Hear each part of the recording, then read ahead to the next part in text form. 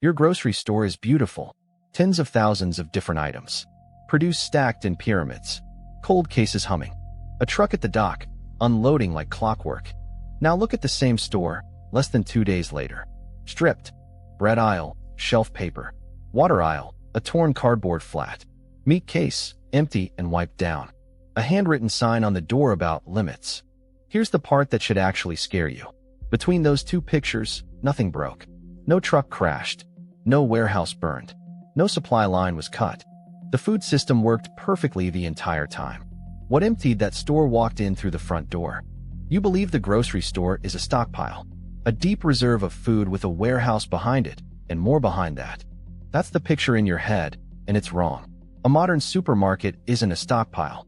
It's a conveyor belt moving at exactly the speed of a normal week. And you're standing at the end of it.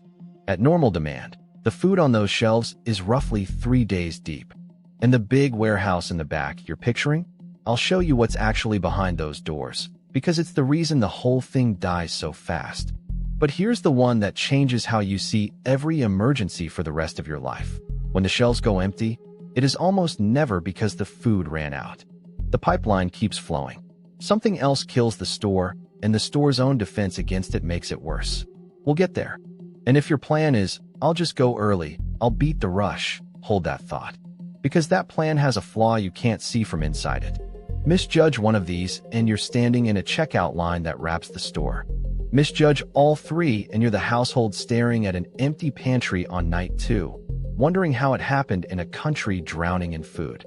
I'm the fox who turns chaos into contingency plans. This isn't doom, it's logistics. Subscribe, and let's take the back wall off the grocery store. This isn't a new fear. In 1906, a writer named Alfred Henry Lewis put it in one line. There are only 9 meals between mankind and anarchy. 3 days of food. Miss 9 meals, and civilization gets negotiable. A century later, we've tested his math again and again, and it holds. When Hurricane Milton turned toward Florida, store shelves in its path were picked clean while the sky was still blue. In the first weeks of the pandemic, the richest country on earth watched bread, flour, and paper goods vanish coast to coast. Over a fifth of household paper products simply gone from stores for months. This past winter, one forecast emptied supermarkets across the Southeast in a day. Different decades, different disasters. Same 9 meals. The conveyor belt. Here's how your store actually works. It's called just in time. The store orders almost exactly what it expects to sell, and trucks arrive on a rolling schedule. For most items, every day or two. Food comes in the back door at nearly the same rate it leaves the front. That's not laziness. It's brutal efficiency. Groceries run on razor-thin margins, and every pallet of extra inventory is money rotting in a room. So the system holds, at normal demand, roughly 3 days of food on the sales floor. The store isn't hiding supply. The shelf you're looking at, that is the supply. Which brings us to the door in the back, and what's really behind it. The back room is a myth.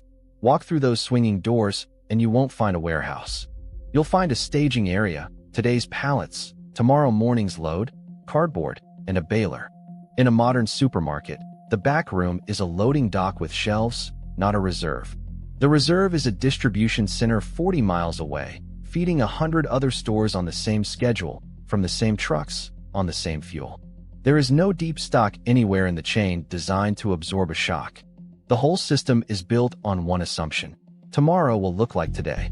And the day that assumption breaks is the day you're counting meals. The panic math. Now run the numbers with me, because this is where 3 days becomes 3 hours. A store carries about 3 days of stock at normal demand. In a credible emergency, a hurricane cone, a grid warning, a storm forecast, demand doesn't rise politely. Shoppers who buy for 2 days start buying for 2 weeks. That's not 3% more traffic. That's demand multiplying many times over, all in the same afternoon, all reaching for the same items. 3 days of supply divided by that kind of surge isn't days. It's hours. The math is that simple and that unforgiving. Water, bread, and ready-to-eat food go first, usually within the first day.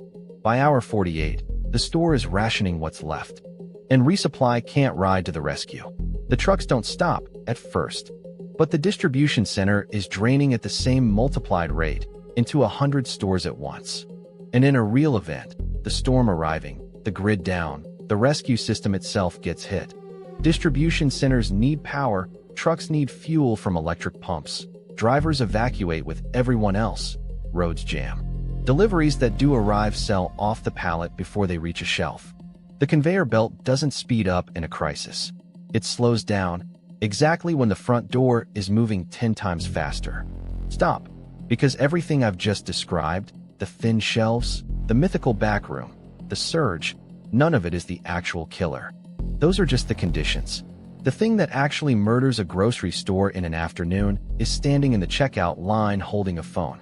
What I'm about to show you is the mechanism almost nobody understands, and once you see it, you'll never look at an empty shelf photo the same way again. It's the whole reason this channel exists, to find the real threat hiding behind the obvious one. Subscribe, because this next part is the video. Here it is. The shelves don't empty because food runs out. They empty because confidence runs out. Panic buying is a contagion, and its carrier is information. One person posts a photo of a stripped bread aisle. A neighbor mentions the gas line. A purchase limit sign goes up, 2 per customer. And every person who walks past it receives the same message. Others are hoarding, supply is failing, move now. People who weren't worried an hour ago start filling carts, not because they need food, but because they're afraid everyone else will take it first. Each empty shelf creates the next one. The scarcity is self-assembling. And here's the cruelest part. Everyone in that store is behaving rationally. If you genuinely believe the shelves will be bare tomorrow, buying everything today is the smart move. That's the trap, a system where individually smart decisions add up to collective disaster. The store's defenses make it worse. Limits confirm the scarcity. Empty shelf photos travel faster than trucks. The panic doesn't need a real shortage to start, a forecast of one will do. Remember the Southeast last winter. The storm hadn't dropped a flake, and the shelves were already gone. Which is exactly why I'll beat the rush fails. That plan assumes you'll recognize the starting gun before everyone else. But the starting gun is public, the same forecast, the same alert, the same viral photo hits every phone in the county at the same minute. Your early is everyone's early. By the time it's obviously time to go, you're not ahead of the crowd. You are the crowd.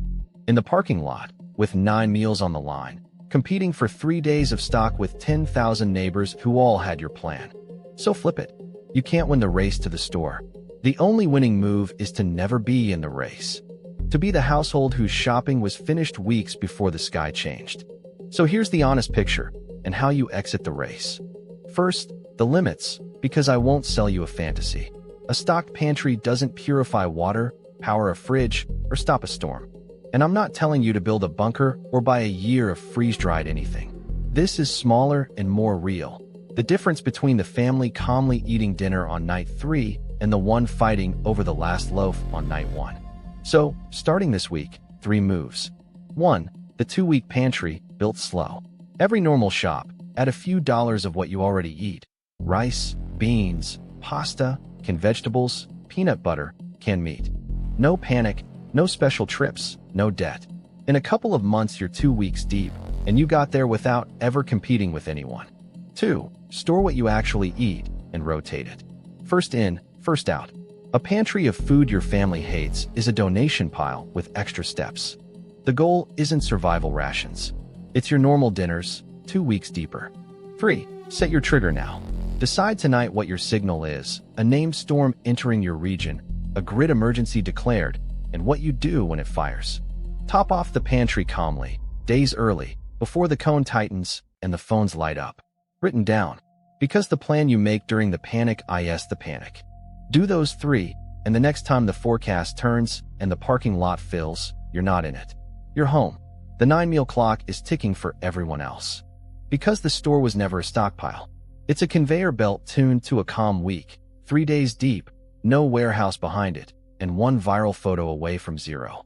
You can't change that machine. You can only decide, right now, whether your family depends on it during the 1 week it fails. Check your pantry tonight. Count the real meals, not the condiments. And subscribe, because the people who go hungry in week 1 aren't the ones who lacked food. They're the ones who assumed the store would always be there. The fox shops early. Stay sharp.